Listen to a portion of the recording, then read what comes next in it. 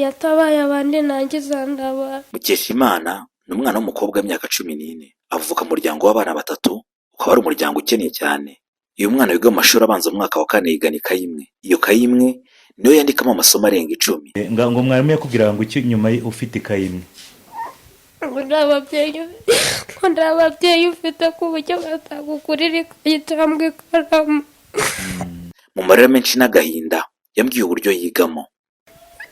Ihangana, umuntu uzabona iki kiganiro azakugurira ibikoresho by'ishuri byose, kandi ntabwo uzongera kwigana ikayi imwe, uzajya wigana amakayi menshi, sibyo? Imana yakumvishije, ntabwo uzongera kwigana ikayi imwe, ugomba kujya wigana amakayi yandi. Mwarimu akakubita ngo ufite ikayi imwe, akakubwira ngo nta babyeyi ufite ku buryo batagugurira ikayi cyangwa ikaramu. wowe ukabasubiza, mwarimu ukamusubiza ngo iki? Mashanga turi kangarira ngasohoka. Nta mwarimu se wigeze byibuza kugira imbabazi? Nyinagaye wambaye ikaramu. Inde waguhaye ikaramu? Umwarimu umwe? Nyiragaje narangwita niwe wanguriye ikayi. Abo ni bande? N'abarimu bikaga mu tw'inzovu banyigishije mu wa mbere no mu wa kabiri. None se ikayi wari ufite ikayi imwe bakanayigukubitana, ubwo se ibindi byo kurya warabonaga umwanya wo kurya se byarakundaga? Bandangiye amafaranga yo kurya.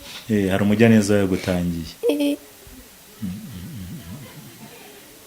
Ariko urihangana ubona uwa 4 muri ubwo buzima. Humura, umwana wabaye wa 4 kandi uziga. None hagize umugira neza ubona ikiganiro cyawe akabona ko wigana ikayi imwe mu wa 4, wumva yazagufasha iki? Mbaza kungurira ibikoresho by'ishuri bikangarusha.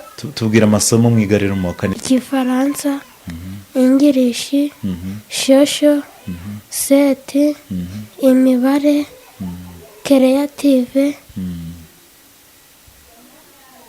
na literasi. Byose ukabyandika mu kayi imwe? Imwe gusa? Gusa wabaye wa kangahe? Wabaye wa 4. Uyu mwana w'umukobwa afite inzozi igihe cyose aramutse abonye ubushobozi bwo kwiga akarangiza neza yazaba umuganga. Wumva uzaba iki rero mu buzima bwawe nurangiza kwiga basi? Umuganga. Umuganga.